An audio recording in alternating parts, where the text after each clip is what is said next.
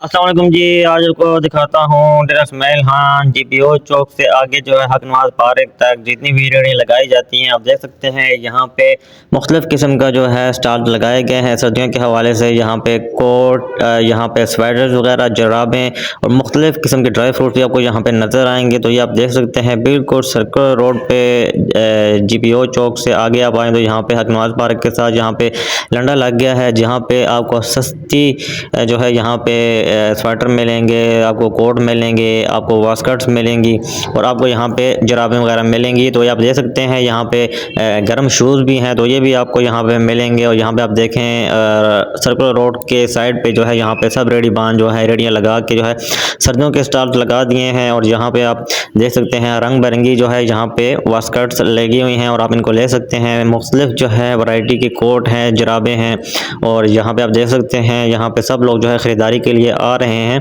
तो ये आप देखें यहाँ पे सर्कुलर रोड की खूबसूरत लोकेशन भी है और ये आप देखें यहाँ पे आपको साथ ही साथ रोड के मनाज़र भी दिखाता हूँ अपना और अपने चैनल वाले ख्याल